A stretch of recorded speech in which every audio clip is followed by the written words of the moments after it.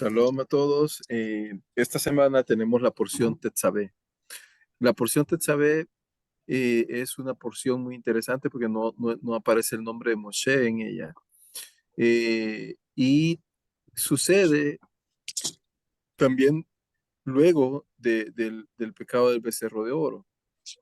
Es decir, todavía estamos con la parte que habíamos terminado la semana pasada eh, de visualizar la construcción del templo enterhumano, como toda la gente, el Eterno dice, bueno, vamos a poner aquí una alfombra abierta para que todos puedan contribuir, el que lo tenga en su corazón el deseo de hacerlo, pues que pueda contribuir a la construcción del Mishkan.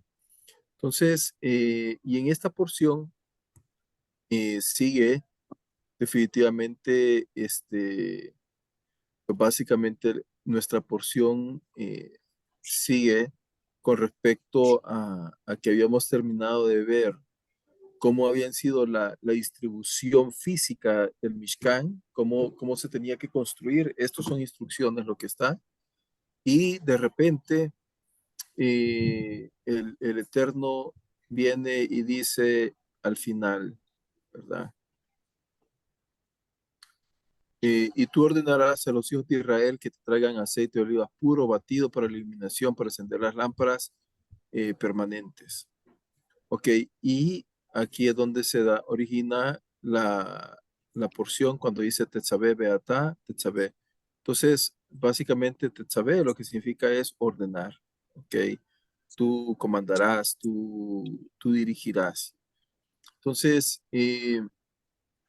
y aquí básicamente, eh, aquí hay diferentes nombres, ¿ok? Que ustedes ven el Mishkan, el Ohel Moed. Ojémosle. Entonces, que el Ohel Moed lo que significa es tienda de reunión, básicamente, o sea, una carpa. El Mishkan es también es exactamente el mismo lugar, solamente que cuando se diferencia, vamos a decirlo así, cuando Moshe se reúne para dirigir al pueblo como para hacer una corte. Hay otra parte que se le llama de la misma manera cuando él está con el Eterno consultando, este, eh, y también está pues cuando se hace el servicio al Eterno, pero digamos que los tres lugares básicamente es lo mismo, ¿ok? Entonces, y aquí también hay un poco de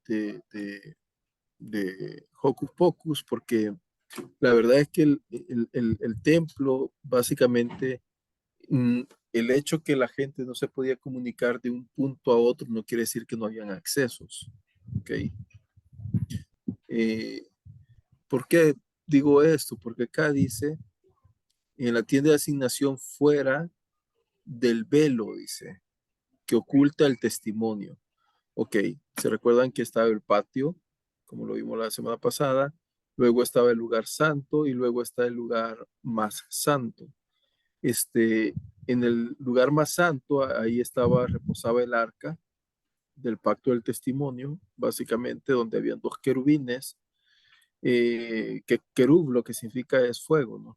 Entonces, habían dos ángeles de fuego, vamos a llamarlo así, ellos no tienen cara, eh, uno estaba frente al otro, estaban en una caja, digamos, de oro, adentro estaban las 10 palabras, estaba también más adelante lo leemos en Devarim, que ahí quedó parte del maná, ahí dejaron también la vara de Aarón, que floreció almendros, este, y básicamente en ese punto estaba el candelabro, y ahí es donde, digamos, que residía la presencia de Dios como más concentrada.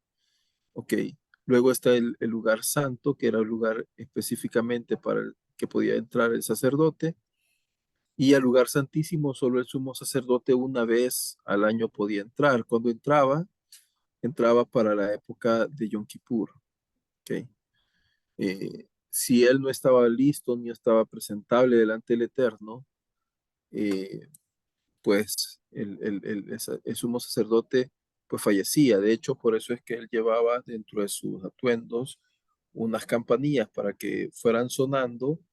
Entonces, digamos, no lo quiero hacer comparable, pero digamos, cuando uno tiene una mascotita, un perrito, uno le pone un collarcito que usualmente tiene como un chinchín, nosotros le decimos chinchín, no sé cómo le dicen ustedes, que va Cascabel, un cascabel. exactamente una campanita o lo que sea, y entonces uno ya sabe dónde está, especialmente cuando anda en el parque suelto, etcétera. Entonces el ruido lo dirige. Cuando uno ya no escucha el tilín, tilín, ¿qué es lo que sucede? Uno empieza a buscar a ese animalito y empieza a ver qué es lo que sucedió. Ah, pues algo similar era lo que estaba en las borlas del sumo sacerdote. Él cuando entraba a la presencia del Eterno, iba, ¿vea?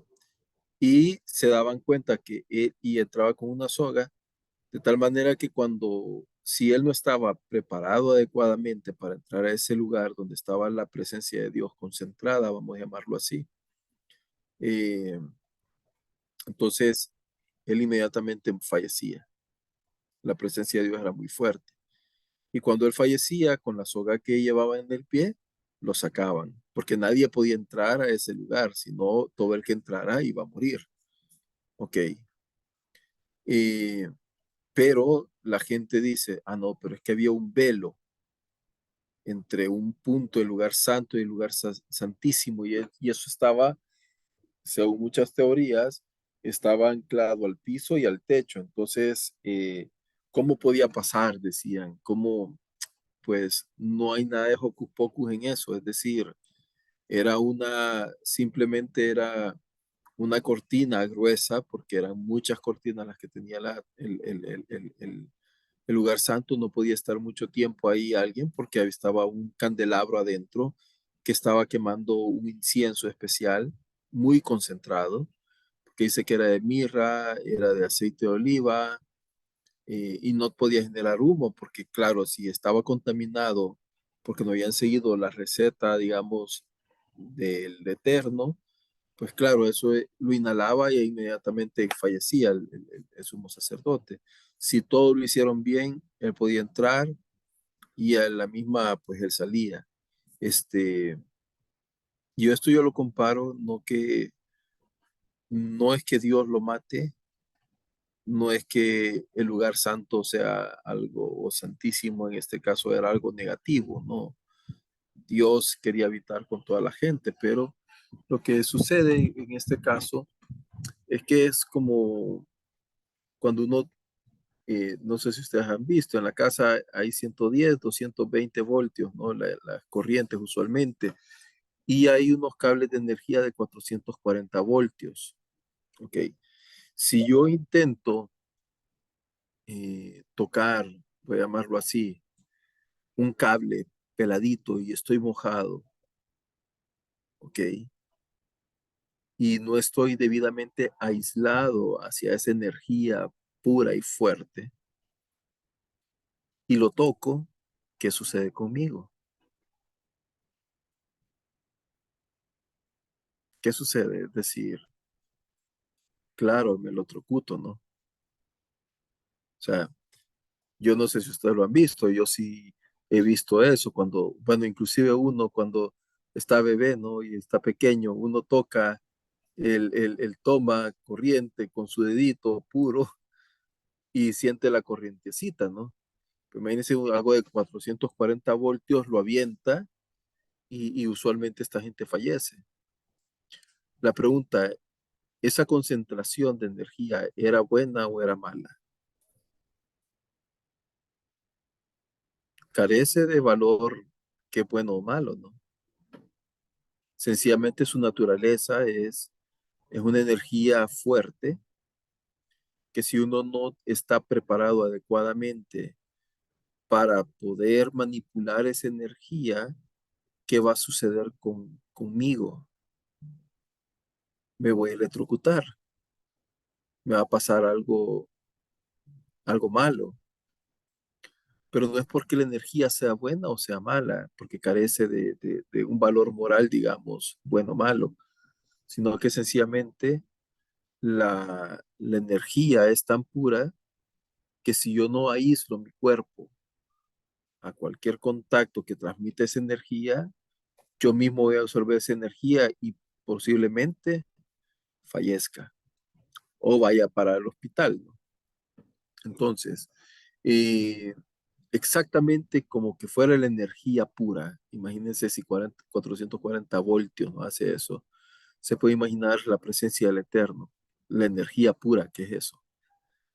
Es decir, es indescriptible, ¿no? Si el que creó todo el cielo y todo lo que vemos y lo que no hemos visto todavía, eh, la vida en este universo, decide en un punto determinado concentrar su energía en una tienda sencilla,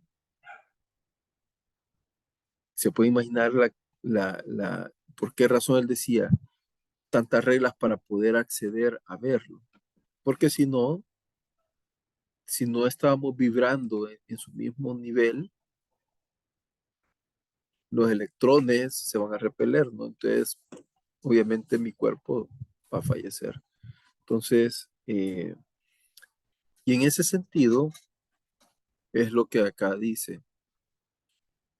Eh, Estatuto perpetuo será para todas las generaciones de los hijos de Israel, ¿no? Entonces, ahora, este aceite de oliva puro batido para iluminación, para encender las lámparas permanentes, este es un mandamiento que el Eterno le está dando. ¿Por qué razón? Porque lo mismo, si yo entro a un lugar que está generando humo, ¿qué sucede cuando yo transpiro humo y no es un olor adecuado? Es decir, no es algo que me purifique a mi cuerpo. ¿Qué es lo que sucedería? Lo que sucede es que o me desmayo o mis pulmones se tapan, y me muero, me asfixio. Y voy a poner un ejemplo. Yo me acuerdo, yo he sido fan de una serie de películas y cosas así, se llama Star Trek. No sé si ustedes las han visto, pero era de una nave con el señor Spock y con este, y Voyager, creo que se llamaba la nave. Y entonces ahí, básicamente lo que sucede con esta nave, eh, resulta que, eh, permítame un momentito.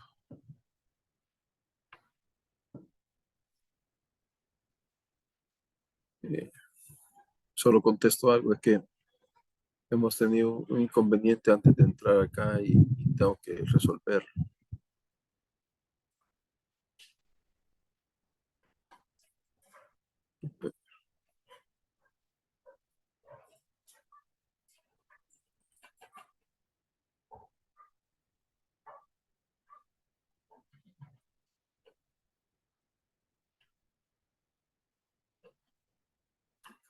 Ok. Y es que lo que pasa es que tuvimos un accidente de tránsito donde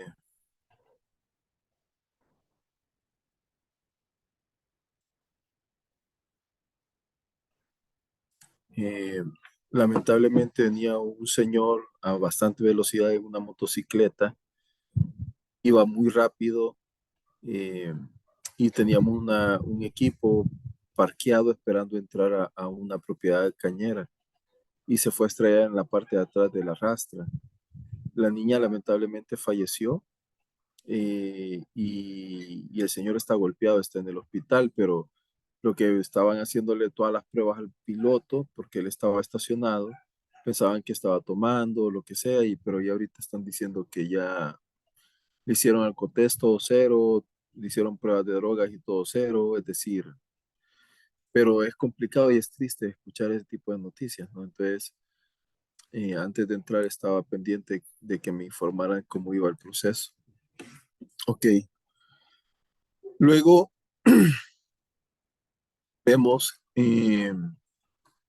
capítulo 28 dice, y tú harás llegar a ti, a Aarón tu hermano, y a sus hijos juntamente con él de entre los hijos de Israel, para que cada uno de ellos sea constituido mi sacerdote. Aarón, Nadab y Abijú, Eleazar y Itamar, hijos de Aarón. Ok, aquí es donde Dios define y como que la Torah hace es que levanta a Aarón, usualmente siempre Moshe, el principal, eh, aunque indirectamente aparece Moshe, pero no aparece el nombre. Entonces, y lo que hace la Torah es como querer elevar, voy a llamarlo así, a Aarón, ponerlo en un pedestal, darle su lugar. Y acá es donde se define que el sumo sacerdote iba a ser de la línea aarónica. Eh, ¿Puede ser de Leví? Sí, puede ser de Leví, porque todos tienen que ser de Leví, ¿no? Aarón era hijo de Leví, pero no todos los levitas eran sacerdotes, tenían que ser línea de Aarón. Entonces, acá interesantemente es que el Eterno le da el mismo lugar a todos, independientemente cuál es su estatus o cuál es su condición, vamos a llamarlo física, espiritual, moral, etcétera. Todos tienen la misma oportunidad de servir. Y acá aparece Aarón, Nadab y Abijú, quienes después fallecen por no haber respetado adecuadamente al Eterno, Elazar e Itamar, quienes quedaron después como hijos de Aarón como sumos sacerdotes. Y de acá nosotros vemos que de Eleazar y Tamar vienen personajes interesantes como Pinjas, como Elí, que era el sacerdote en el tiempo de Samuel. Y aunque Samuel era un profeta, un hombre de Dios y todo esto, él no era sumo sacerdote. O sea, es decir, tenían roles distintos, no es uno mayor que otro por A o B razón, ¿no? Dice, y harás vestiduras de santidad para Aarón tu hermano, para honra y hermosura. Ok, este es el propósito de las vestiduras. Las vestiduras no tienen nada de hocus pocus. ¿Ok? No es que ahora yo para servir al Eterno me tengo que vestir con esas digamos, porque yo he visto bastante gente en internet, ¿no? O sea, es decir, que ellos vienen y se empiezan a disfrazar como que fueran sacerdotes y no es eso, el espíritu no es eso. Lo que es, porque quiere que Aarón esté presentable para que tenga su lugar, que toda la gente diga, ah, no es Aarón, pero es un sacerdote. ¿Por qué? Porque lo reconozco por las vestiduras. Tal vez en ese momento, 4 o 5 personas era fácilmente identificable, pero se puede imaginar 400 años después cómo identificar quién era y quién no era en la calle, por ejemplo. Entonces, es para honrar y para que esta gente tenga como una elegancia aparte. Y esto también nos enseña que por el servicio del Eterno, pues tenemos que vestirnos adecuadamente, vestirnos bien, vernos hermosos, ¿no? Ahora, dice, y tú hablarás a todos los sabios de corazón. Ok, interesante la palabra sabios de corazón, a quienes yo he llenado del espíritu de sabiduría,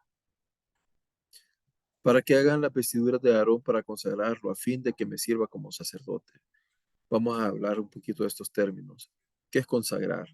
Consagrar es apartar. Es decir, lo que está haciendo no es como poniéndolo a que mande a la gente a que tenga una posición económica, social distinta y privilegiada como usualmente en la antigüedad sucedía, ¿no? En la antigüedad habían castas y las castas más poderosas eran los militares, los políticos y los religiosos. Entonces, a Aarón se le está diciendo, eh, mira,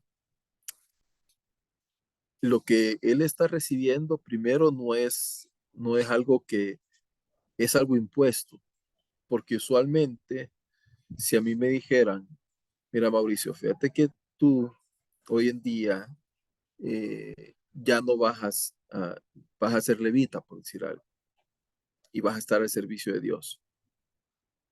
¿ok? Algunos pueden considerar que eso es un gran honor, ¿verdad?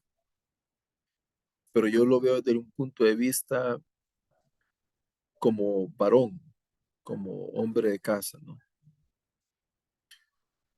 No puedo comprar propiedades porque así está establecido. Desde ahí, todo lo que es la propiedad privada, lo que es el capitalismo se me cayó, ¿ok? Se puede imaginar que ahora me digan, ¿sabes qué? No puedes acceder a tierra, no puedes acceder a una propiedad a tu nombre. Eh, Vas a trabajar toda tu vida haciendo exactamente lo mismo, ¿ok? Eh, de ahí, ¿cómo se llama? Y quisiera, digamos, tengo alguna habilidad para hacer negocios, estoy frustrado, ¿no? Entonces, desde ese punto de vista, la palabra consagrar, no hay que exactamente, sí hay que verla, qué alegría, Hashem me está agarrando y me está apartando para un rol específico. Pero usualmente, yo me acuerdo que el rabino Percy en cierta ocasión me lo comentó esto, él. Estábamos en una clase, me acuerdo, y me decía él, sabes, ¿tú crees que, bueno, la gente a veces piensa que en la semana dice, qué chivo ser, no, chivo para nosotros, qué bonito, qué bonito es ser líder espiritual, porque no tienes nada que hacer. Y entonces, y él decía, no tienen idea del trabajo que esto implica, ¿ok? ¿Por qué? Porque para ser un líder espiritual no charlatán, ¿verdad? Eh, Necesita primero tener la capacidad de escuchar gente. Y probablemente le van a llamar a la hora que él quiere ver televisión o que él quiere estar con su familia o que quiere salir a caminar, no lo sé. El día que todos descansan, él trabaja más fuerte que el resto, porque el Shabbat, un rabino trabaja fuerte. Eh, Tiene que preparar muchísimo y estudiar muchísimo y no dejar de estudiar jamás. Un ingeniero estudió sus años y en la vida se va haciendo y de repente, pero ya no tiene que seguir necesariamente estudiando continuamente una carrera.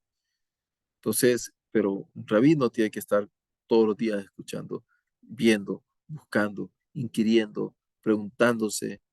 Es decir, eh, hay que visitar enfermos, hay que orar por los enfermos, hay que ir a las cárceles. Yo estoy poniendo todos los ejemplos de lo que me acuerdo que el rabino hacía, ¿no? Este, que si alguien le dice, rabino, fíjese que tengo un X problema o qué me aconseja hacer, tener ese tiempo, consejería familiar, no lo sé, es lo que quiero decir es que está bastante subvalorado el trabajo espiritual que los rabinos hacen o personas que aman a Dios hacen, no necesariamente rabinos, ¿verdad? Sino que lo hacen con el corazón, con intención correcta. Y entonces es una gran responsabilidad. Ese es el punto. Es una gran responsabilidad que es un trabajo que demanda 7/24.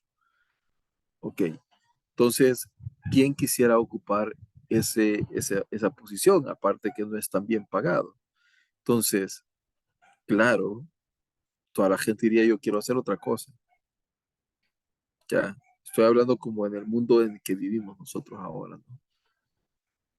Eh, y muchos rabinos, de hecho, para ser rabinos tenían que trabajar. Entonces, decir la palabra consagrado, es decir, apartado para un rol específico y especial, mm, sí se tiene que ver como que es algo de honra, pero también es algo sacrificado.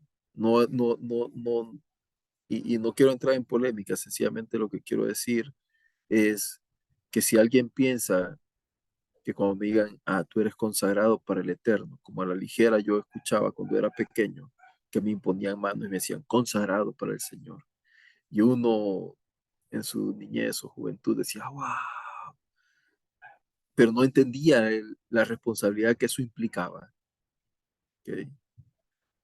Pues claro, es bonito, pero, pero cuando yo quiera, por ejemplo, irme de vacaciones, o cuando yo quiera salir con esto, con lo otro, mm, entonces es una gran responsabilidad.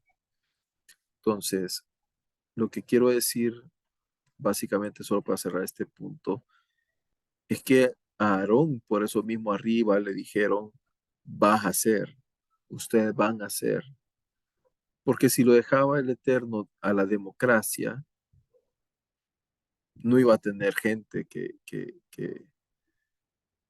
realmente, o sea, hoy en día podemos decir, ah, sí, yo hubiera sido un levita, yo hubiera sido feliz siendo un sacerdote.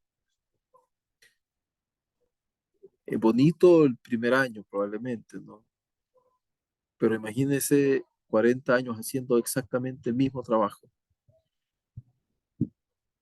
y hallar motivación en ello.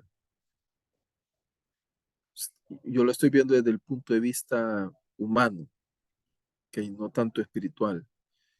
Entonces no era un trabajo sencillo y por eso fue como impuesto, fue como obligado a decir, ok, lo vas a hacer. Ahora, lo otro es que aquí habla de un espíritu que dice Ruach Chochma. Ok, Ruach lo que significa básicamente es que en el judaísmo existen 7 niveles del alma. El alma es una sola, ¿ok? Pero hay 7 desarrollos del alma, que cada uno va como creciendo, ¿verdad? Hasta que de repente llega a un punto de la yejidá, que es la unión con el Eterno, que eso quisiéramos todos llegar a obtener, ¿no? En la vida, pero no todos tenemos la disciplina o no todos tenemos la capacidad, digamos, de estar en eso, porque requiere mucho sacrificio, esfuerzo y un montón de variables que no necesariamente a toda la gente se le da. Pero digamos que eso es ya cuando dicen, cuando Yeshua decía, mi padre y yo somos uno. ¿A qué nivel de desarrollo de su alma estaba refiriéndose? ¿Ok? Cuando él decía, mi padre y yo somos uno, estaba hablando de ejidad. El que piense que es mi padre y yo somos uno es igual a Dios, es igual a Jesús, está equivocado. Es el desarrollo del alma. Llega a un punto tal, bueno, yo espero que terminemos así nuestra vida con mi esposa, pero de repente uno, a medida que va conviviendo con su pareja, uno va aprendiendo ciertas cosas que le gustan, que no le gusta, o pensar como la otra persona piensa, ¿no? Entonces, y ya cuando uno tiene muchos años de recorrido, yo- nos hace falta mucho tiempo a nosotros, pero llega un momento que no es necesario hablar con el otro, sino que uno puede tomar la decisión por el otro, ¿no? Porque ya pensamos de la misma manera, ya nos volvimos uno solo en la ejidad, ¿ok? Estamos como no somos lo mismo, pero estamos eh, mezclados de tal manera también. Y lo pongo un ejemplo. Eh, digamos, el agua y el café. Voy a dejar por fuera el azúcar porque no toda la gente la consume. Pero digamos el agua y el café. El agua y el café, una cosa es agua, otra cosa es el grano de café, ¿no? Son dos cosas muy distintas. Pero cuando uno las combina, existe un proceso que se llama, que es lo que lo hace soluble, ¿no? Es decir, se mezcla tan bien que las partículas del café con las del agua casi que podemos decir se vuelven una sola. Café y agua no es lo mismo, son dos materiales totalmente distintos, pero llega un momento que yo los revuelvo tan bien que ambos se entremezclan tan bien que se vuelven una sola bebida.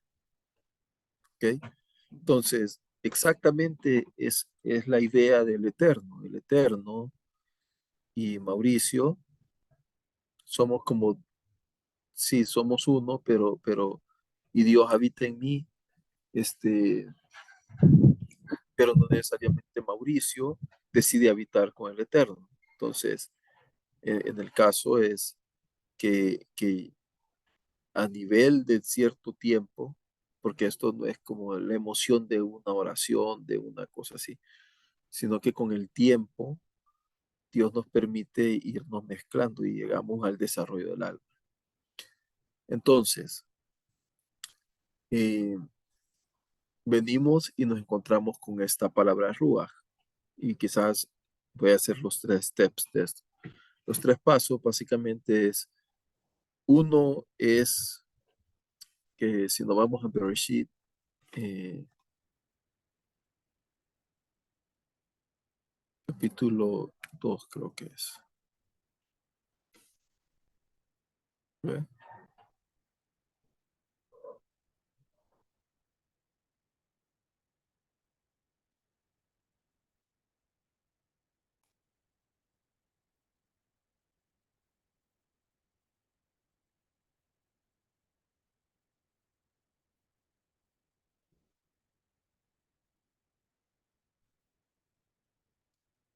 Voy a ponerlo acá.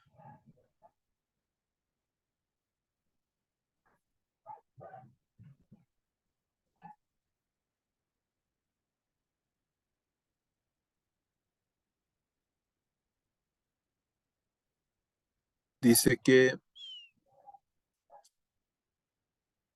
ok, y el Señor Dios formó al hombre del polvo de la tierra y sopló en su nariz alma de vida. Ok, aquí estamos hablando del Nefesh, Nefesh Hayah. Eh, dice, y el hombre se convirtió en un alma viviente. En este punto, ok, el hombre, su alma estaba a su máximo desarrollo, vamos a llamarlo así. ¿Ok? ¿Por qué? Porque el alma del hombre en ese punto estaba pura, no había sucedido el error, voy a llamarlo así, del árbol de la vida, ¿no? Que existe mucha interpretación en el Talmud. La idea de la manzana viene básicamente de la Edad Media, porque en Europa solo habían manzanas que dijeran esto puede ser un fruto, ¿no? Y así los pintaron, pero, pero realmente el fruto, dicen unos rabinos, que tenía diferentes frutos dentro del mismo fruto, pero no se sabía cuál era, obviamente. Y entonces, pero cuando Dios forma al hombre, insufla en él hálito de vida, básicamente viene y se convierte en un alma viviente, en un alma completa, todo eso, ¿no? Ahora, eh, y cuando de repente dice, eh, dice aquí al final, ahora bien, ambos estaban desnudos, el hombre y su mujer, pero no se avergonzaban. ¿Por qué no se avergonzaban? Porque estaban cubiertos por la presencia de Dios. Eran seres de luz, si se puede llamar así. La luz lo vestía por el desarrollo de su alma. Y su alma estaba mezclada, como el café con el agua, con este bazar, con el cuerpo. ¿Ya?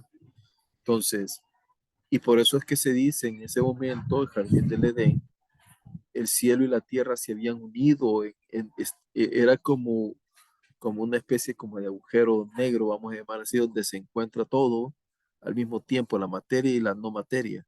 Entonces, y después de esto viene, Y dice,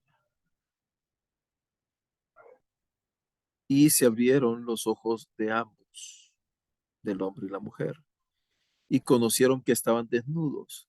¿Por qué supieron que estaban desnudos?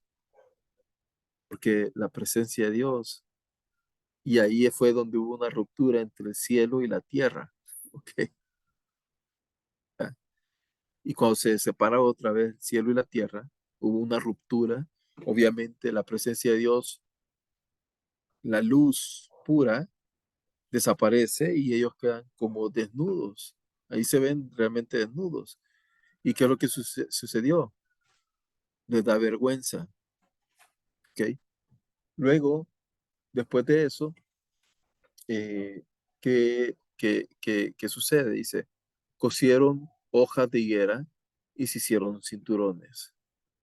Y oyeron la voz de Dios que iba en el huerto en dirección al sol. Y el hombre y su mujer se escondieron delante del Señor Dios en medio de los árboles del huerto. Dios sabía dónde estaban. Interesante que la voz de Dios va hacia el sol. Eso no está escrito por gusto.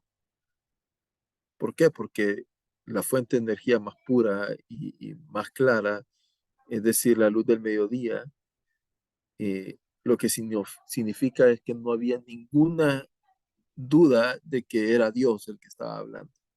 ¿Ok? Y Dios dice, y le dice, Dios llama y le dijo al hombre, ¿dónde estás? Entonces, y dice, oí tu voz en el huerto, tuve miedo porque estaba desnudo y me escondí. ¿Quién te dijo que estabas desnudo? ¿Has comido el árbol que te mandé que no comieras? Entonces, uno puede decir, estaba cuestionando a Adán. No, lo que le estaba dando era la oportunidad de hacer teshuvá a Adán. Si en ese momento Adán dice, Eterno, cometí el error, comí de esto, perdóname, quiero rectificar, Dios lo perdona. Pero no vemos nada de eso, ¿no? Y empezaron a echarse toda la culpa uno al otro, ¿ok? Y, y dice que Dios le hizo camisas de piel, los vistió, ¿verdad? Y aquí es lo importante también, dice. Y dijo el Señor Dios, he aquí el hombre se ha hecho como uno de nosotros. Ok. Cuando decimos que se ha hecho como uno de nosotros, aquí lo que sucede es que Dios le está hablando a los ángeles. Porque se ha hecho uno de nosotros. Él tiene la capacidad de crear, él tiene la capacidad de elevarse, teniendo la capacidad de conocer el bien y el mal. Y el ser Hará y el ser Tob. Ahora no sea que extienda su mano y tome también del árbol de la vida y coma y viva para siempre. Y dice, el Señor lo envió fuera del jardín del Edén a labrar la tierra donde había sido tomado. Es decir, el jardín del Edén era el punto, no era un punto necesariamente físico, que muchos lo ubican en el mar de Adén, ¿ok? Por cómo da las descripciones previamente, sino que básicamente lo que aquí está diciendo Dios, este era un punto espiritual y lo voy a hacer desaparecer. Y después se convirtió en un gran desierto, esto, ¿no? Dice que lo envió fuera del jardín del Edén a labrar la tierra donde había sido tomado y expulsó al hombre y colocó delante del jardín del Edén querubines, es decir, si uno entiende que puso el querubines, posiblemente fue una erupción y se hundió, ¿ok? Y la hoja de espada giratoria para guardar el camino hacia el árbol de vida. O sea, ahora teníamos que salir adelante, pero más adelante empieza a hablar un montón de cosas que no voy a entrar, pero lo que quiero decir es que al resto de los animales, Dios les dio también un alma viviente. Entonces, el primer nivel del alma es la parte animal. ¿Ok? Nosotros tenemos Dios insufla. En el momento que nosotros nacemos, yo tuve la oportunidad de ver cuando eh, mis hijos nacieron y cuando ellos insuflaron la vida, ¿no? Ellos respiran, entra ahí la vida inmediatamente. Y entonces, antes de eso, lo sacan, no están respirando, no están funcionando. Es como, y de repente lo golpean y entra. Ok. Eso básicamente es la vida como tal. Ok. La vida es la misma vida que tiene el árbol, la misma que tiene un perrito, etcétera. ¿Ok? Ese es el nivel más básico, la Neshama, el Nefesh. Este, luego está la otra parte, que son las emociones. Un animal que es más desarrollada su alma, tiene también emociones. Siente miedo, siente enojo, siente ganas de atacar, etcétera. Y el tercer nivel es el Ruach, es el intelecto. ¿Ok? Entonces, lo que aquí está sucediendo es que el Eterno dice que busque hombres con Ruach, ¿ok? Y esto lo que quiere decir no es un espíritu específicamente, así, hocus pocus, no. Lo que le está diciendo busca gente intelectualmente preparada, ¿ok? Que tengan Chokmah, que es sabiduría, ¿ok? De ahí vienen los Jajam, los sabios. Entonces, eh, y básicamente lo que nos está diciendo acá es que le tengo que hablar a aquellos sabios con intención correcta, que tengan intelecto. Entonces, el intelecto, lo que sucede es que en la parte del intelecto, ¿ok? El problema es que adolece de las emociones, porque hay personas que son todo emociones.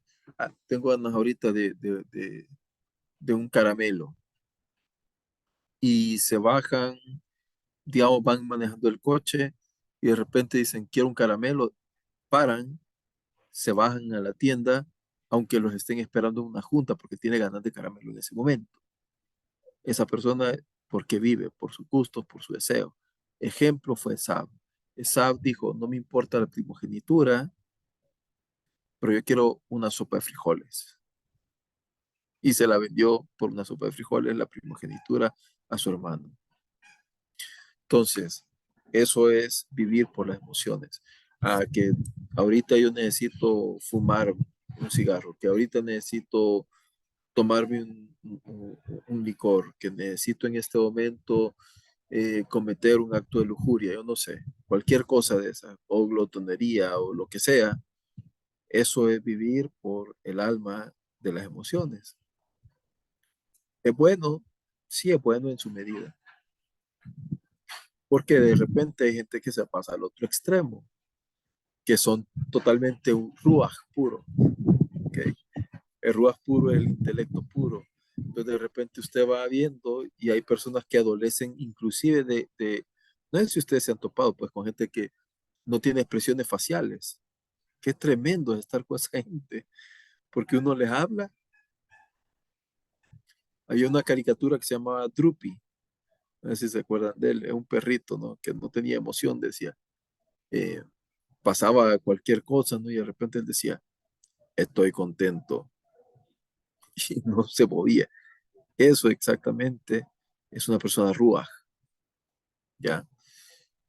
Entonces, y hay personas tan enfocadas, especialmente los workaholics que le llaman, que son alcohólicos al trabajo.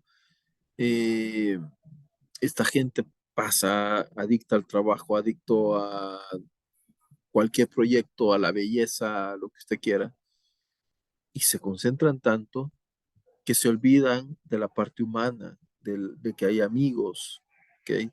De que tienen que socializar, que tienen familia, que pueden sentarse a escuchar un hijo. Hay personas que consideran una pérdida de tiempo, por ejemplo, sentarse con su hijo y preguntarle cómo te fue en el día, porque están tan ensimismados en el intelecto que es una actividad que carece de valor agregado. Entonces, Dios dice, no, está bien ese nivel, o sea, estábamos por las emociones, el intelecto, ¿qué es lo que trae? El intelecto lo que trae es capacidad de raciocinio para sujetar las emociones. Digamos, eh, puedo beber una bebida alcohólica, sí, pero no te puedes emborrachar. Puedo buscar mejorar mi calidad de vida, sí, puedes mejorar tu calidad de vida, siempre y cuando no sea a costa del prójimo, ¿ok? Eh, o de tus valores, es decir, que voy a comprar gente para ir subiendo.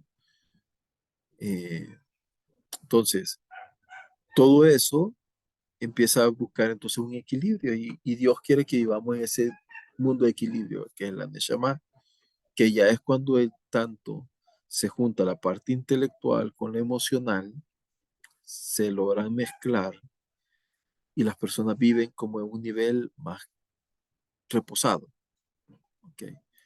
Eh, de tal manera que no se vuelven muertos vivientes, ni tampoco se vuelven vivos casi muertos, ¿ok? Entonces, hay que buscar el equilibrio. Entonces, y le dice que va a hablar a esas personas. ¿Por qué? Porque él necesita en ese momento personas que tengan inteligencia, intelecto.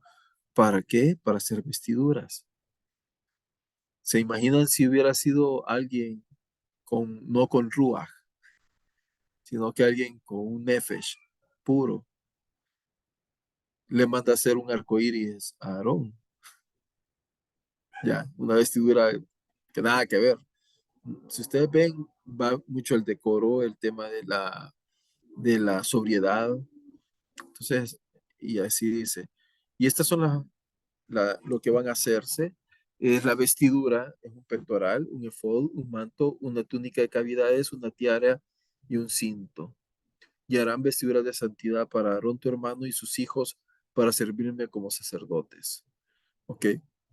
Y dice, aquí el punto es que uno empieza a leer todo el capítulo y uno se empieza a dar cuenta de que no dice exactamente un diseño, solo le tira qué material le va a ocupar. ¿Cómo van a hacer esto exactamente? Es como cuando dicen a alguien, mira, tú vas a hacer un mole, entonces necesito que pongas creo que lleva pollo, vas a poner chile de este, vas a poner de este otro aderezo, pero no le dicen exactamente a uno qué cantidad, solo le dan los materiales. Entonces, ¿dónde entra este tema de la sabiduría en el caso, digamos, de hacer un mole? Pues simple, es la experiencia de esta persona que hace que diga, ah, tanto de sal, tanto de azúcar, tanto de chile, tanto de cacao, tanto de carne, lo que sea, no sé cómo se hace, tanto de maíz. Entonces, ¿por qué? Porque al mezclarlo esa persona, por eso es que el mole de una persona no es igual al mole de otra, o digamos, si son papas, lo mismo no va a ser de una persona igual a la otra. Es decir, todos tienen su sazón. Esa sazón es el ruaj. ¿Ok? Entonces, ¿qué es lo que tiene que hacer un pectoral? ¿El pectoral para qué sirve? El pectoral sirve para sostener el efod. El pectoral no es más que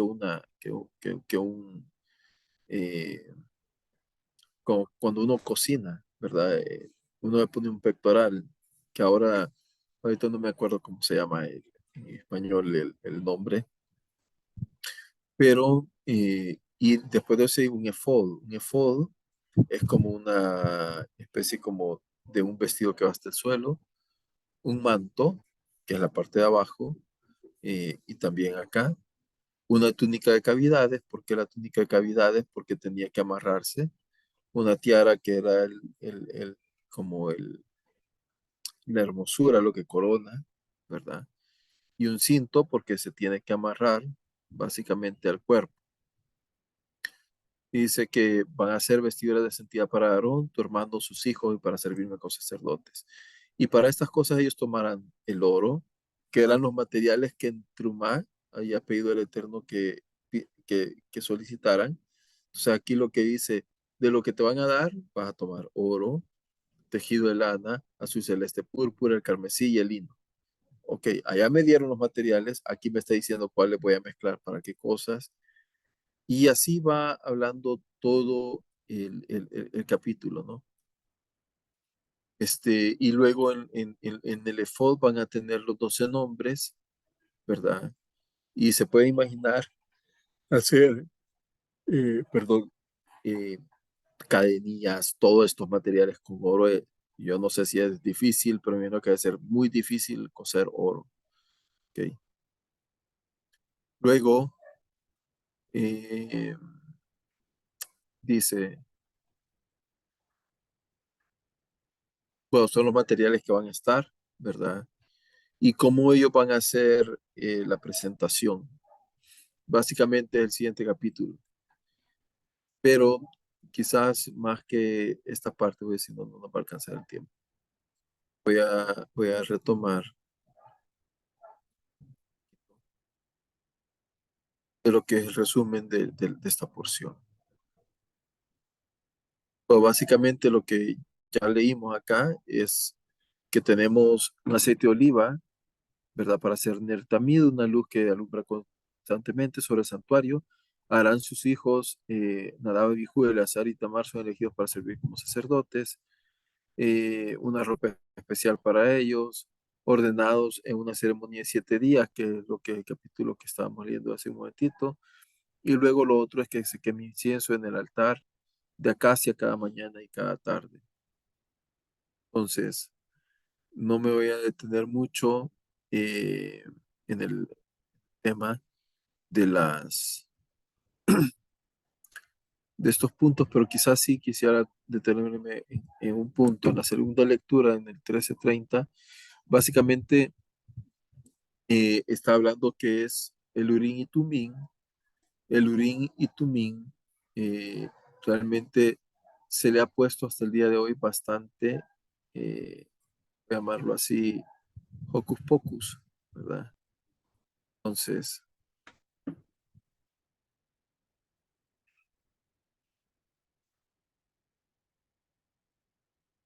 y lo que dice, básicamente,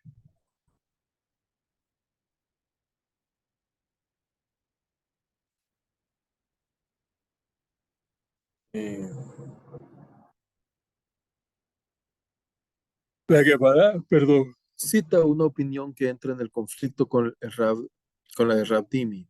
Cuando Rabín dijo de Eretz Israel a Babilonia, dijo, la enseñanza que el sacerdote ungido para la guerra usa las 8 vestiduras de sumo sacerdote se afirmó solo con respecto a ser consultado para la decisión del Urim Betumim, que es una especie como, digamos, esto no es augurio, sino que era una manera en que le preguntaban a Dios y milagrosamente, dice el Midrash, que ellos se ordenaban o se alumbraban las luces de tal manera que formaban las palabras y que la gente sabía cómo Dios se comunicaba con esa persona. Esto no era de todos los días tampoco, no era como decir, eterno, ¿y ahora qué como?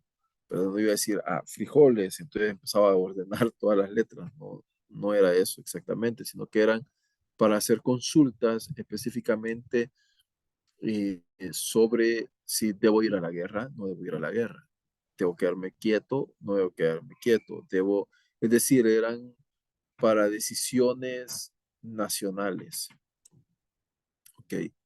Dice, para ser consultado debe usar las 8 prendas, sin embargo, nunca sirve en ellos. Es también que se enseñaba una baraita. Las vestiduras con las que sirve el sumo sacerdote también se usan cuando se consulta al sacerdote ungido para la guerra, para la decisión del Urim Betumim. O sea, eso es principalmente. Y los sabios enseñaron cómo se consulta el Urim Betumim. El que pregunta está de pie con el rostro hacia el que se le pregunta, es decir, el sumo sacerdote o el sacerdote ungido para la guerra. Y aquel a quien se le pregunta, el sumo sacerdote, vuelve su rostro hacia la presencia divina, es decir, el Urim Betumim, el que se encuentra el nombre explícito de Dios, inclinando su cabeza hacia abajo de ella. El que pregunta dice, su pregunta, por ejemplo, perseguiré esta tropa. Por ejemplo, lo leemos en Primera de Shmuel 38. El que se le pregunta, le responde según la respuesta que recibe y dice, por ejemplo, así dice Dios, sube y triunfa. Es decir, no hay mucho donde perderse. Rabbi Yehuda dice, no necesita decir las palabras así dice Dios, más bien basta con transmitir el contenido de la respuesta y debe decir sube y triunfa, ya que obviamente solo está repitiendo lo que le dijeron. Ok. Luego dice, no se pregunta en voz alta como está dicho, y se presentará el sacerdote Eleazar, quien preguntará por él, por el juicio del Urim, número 27-21, lo que implica que la pregunta es para ser audible, solo para la persona que pregunta, y no debe pensar su pregunta en su corazón, sino enunciarla, como está dicho. ¿Y quién preguntará por el juicio del Urim delante de Dios? E inmediatamente después dice, por su boca. Más bien, ¿cómo preguntará? Debe hacerlo de manera similar a la forma en que Ana habló en su oración, como está escrito. Y Ana habló en su corazón, y sus labios se movían, pero su voz no se oía. 1 Samuel 1:13, lo que indica que ella enunció las palabras, pero habló en voz tan baja que nadie más pudo oírla. Además de eso, con esto dice, no se pregunta por dos asuntos simultáneamente, más bien uno hace la pregunta y después de recibir la respuesta, hace una segunda pregunta. Y aunque pregunte simultáneamente sobre dos cosas, solo le responderá de una de ellas y solo le responderá respecto de la primera pregunta, como se afirma. Con respecto al rey David, que hizo dos preguntas simultáneamente, ¿me entregarán los hombres de Keilah en sus manos? ¿Bajará Saúl? 1 Samuel 23:11. Y solo le respondió con respecto a una, y dijo Dios, él descenderá.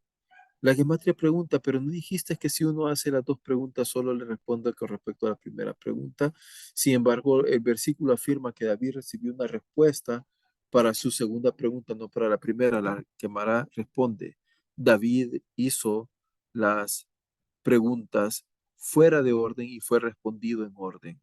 Debería haber preguntado primero si Saúl descendería y luego qué haría el pueblo de Keilah.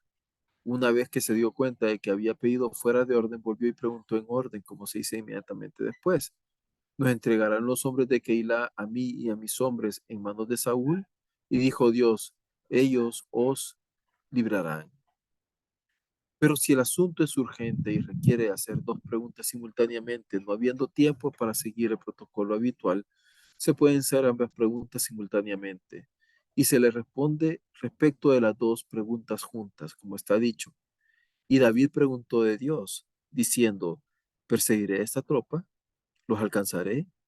Y él respondió, persigue porque de cierto los alcanzarás y de cierto los rescatarás.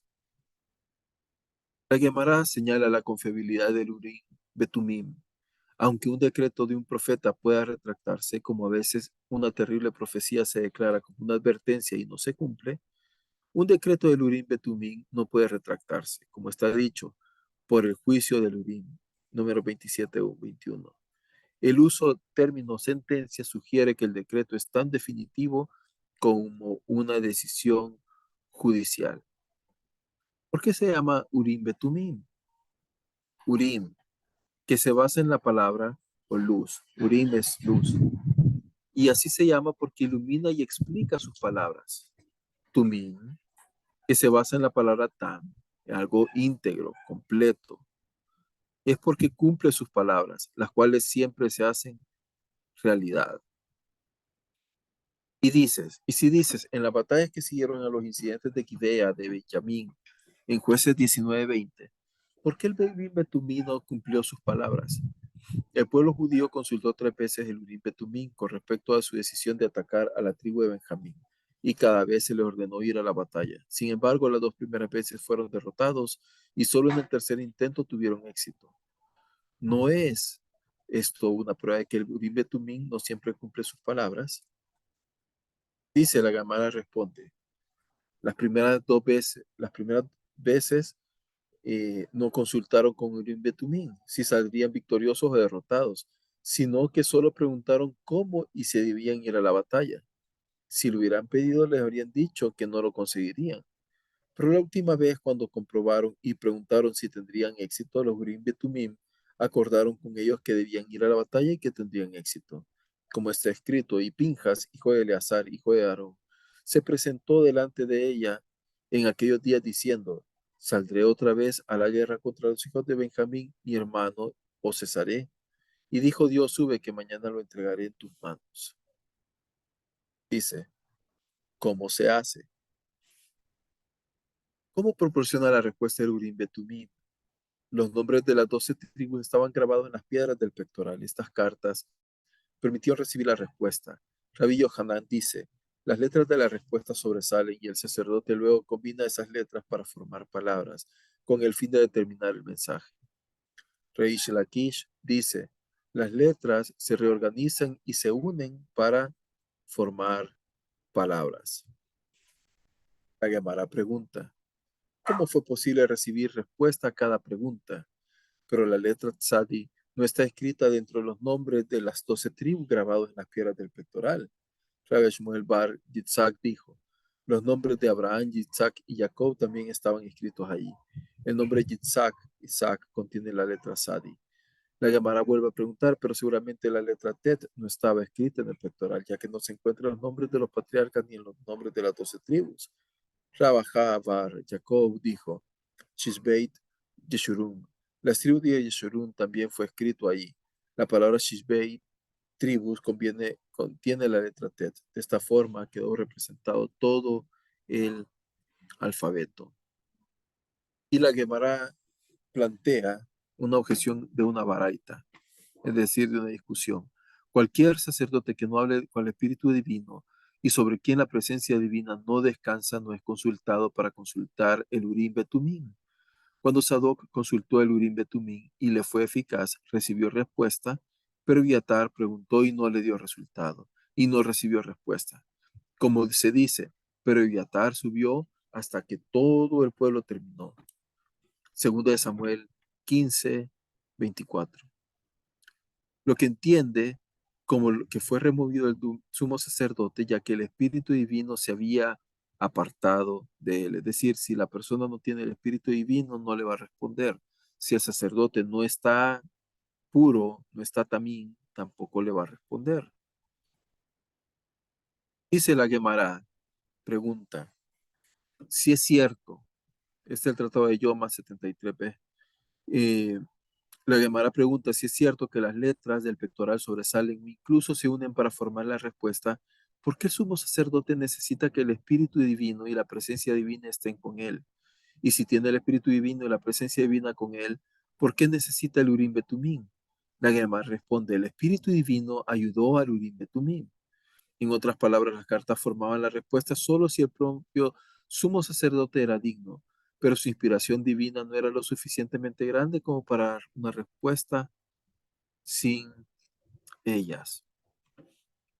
Se enseñaba en la Mishnah, y el sumo sacerdote puede ser consultado para la decisión del Urim Betumim, solo en nombre del rey, o en nombre del presidente del tribunal, o en nombre de alguien a quien la comunidad necesite. Pero ¿de dónde se derivan estas cuestiones? Rabí Abajú dijo, el versículo dice, y se presentará ante el sacerdote Eleazar, quien preguntará por él mediante el juicio del Urim delante de Dios. Por su boca saldrán y por su boca entrarán. Él y todos sus hijos, todos los hijos de Israel, con él toda la congregación. Cada frase describe una circunstancia diferente en la que se puede consultar al Urim Betumim.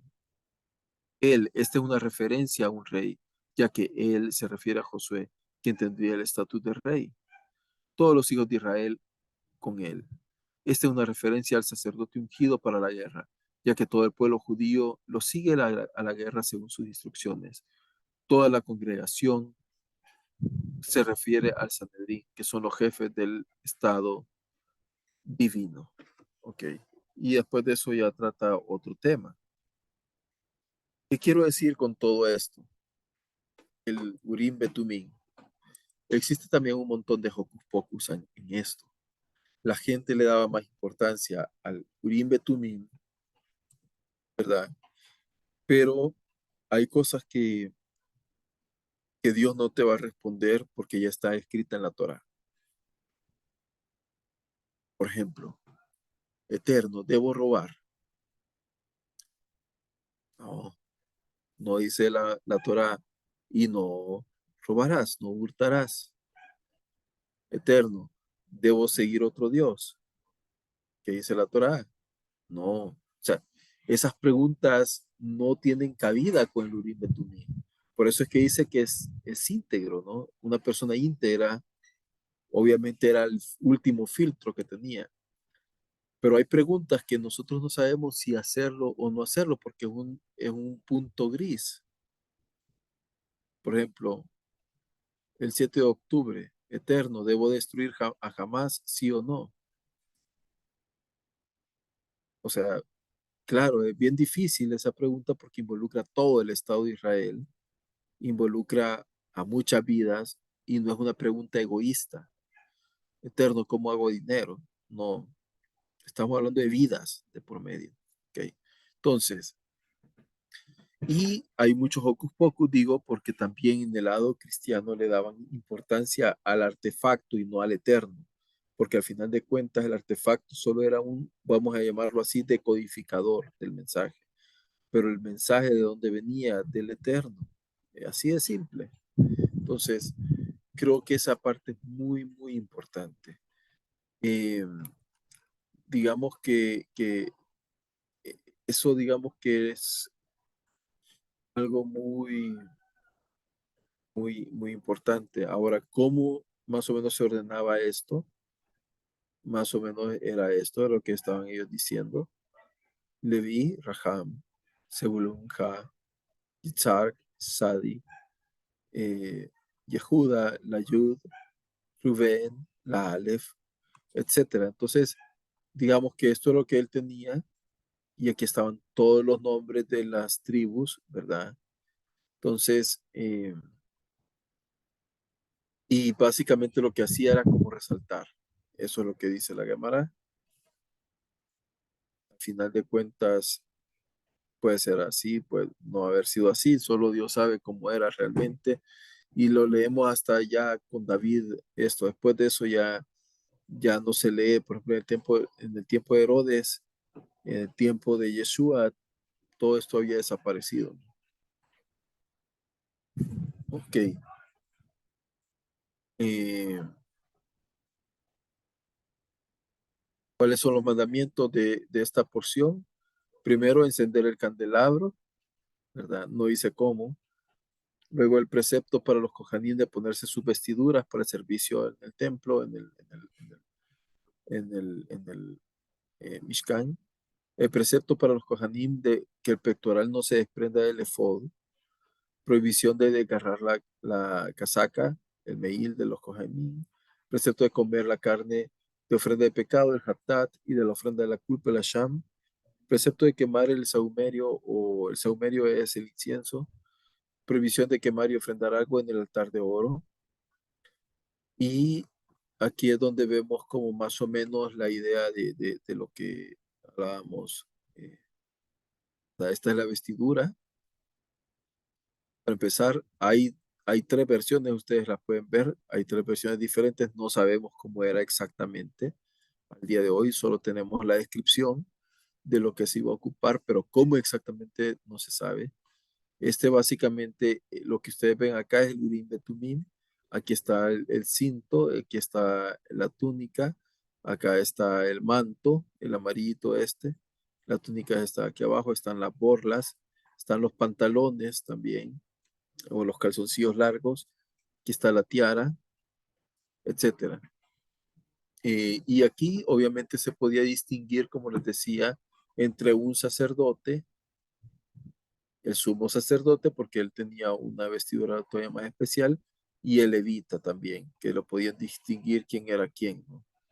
Aquí están con el sahumerio, básicamente elevando el incienso, y acá es donde nosotros vemos que está ubicado el candelabro, la menorá. Aquí es donde se ponía el aceite y aquí era donde se quemaba. Eso es básicamente. Eh, Luego era interesante, esto está igualmente en Tratado de Yoma 72b, que dice que el pectoral básicamente era que era para el pecado de injusticia, la capa era por el pecado de idolatría, el manto cubría a la gente con respecto a en cuyo borde había 72 campanillas, el pecado de la maledicencia, la túnica los crímenes sanguinarios, la tiara del orgullo, el cinto los pensamientos malos, la lámina la impertinencia y los calzones los pecados sexuales. Cuando entraba, el Cohen Hagadol vestía a más de las cuatro prendas citadas, el manto, el efod, el pectoral, la lámina de oro. En Yom Kippur, el día del perdón, llamado mal el día del perdón, sino que es el día de la cobertura, diría yo, o de hacerse el mareado, como decimos acá. El Cohen Hagadol vestía cuatro prendas blancas de lino, túnica, calzones, cinto y tiara. Y con eso eran como protegidos por el Eterno y se le perdonaba al pueblo ese tipo de pecado. Okay. Quizás voy a dejarlo por acá. Bueno, solamente la Haftarah, que está en Ezequiel 43, 10, 27. Básicamente aquí lo que sucede es que Dios instruye a Ezequiel para que comparta con el pueblo de Israel todos los detalles de este futuro templo, su diseño, salida, entradas, planta, todas las leyes. Pero esto solamente es un plano, son una lista de materiales. Aunque esto pretende ser una profecía reconfortante, Dios indica que estos detalles deberían de hacer que el pueblo de Israel se avergonzara de sus pecados. Combinar la represión con las palabras de Israel de consuelo es un motivo común en el libro de Ezequiel. Este concepto de la reprensión parece tener la intención de motivar una acción positiva, el arrepentimiento y la preparación para la construcción del tercer templo. Parashat Tesabé detalla la vestimenta que deben usar los sacerdotes que ofician en el Mishkan, el templo temporal, para los israelitas en el desierto. La parashá anterior, Trumá, trataba sobre la construcción del propio Mishkan y sus diversas piezas, el arca sagrada, la mesa, los candelabros y el altar de cobre. Curiosamente, una pieza del Mishkan, el altar de oro, se describe en la parashá Tetzaveh después de toda la vestimenta sacerdotal y no junto con todos los demás accesorios del Mishkan en parashat Trumá, donde debe parecer pertenecer. Los comentaristas ofrecen una variedad de razones para esta extraña ubicación de los detalles del altar dorado. La selección de una porción de la Haftarah que se enfoca en el altar del templo parece retomar esta peculiaridad en Parashá Tetzaveh. Y ahí están distintos comentarios, etcétera. Ok, voy a parar por acá.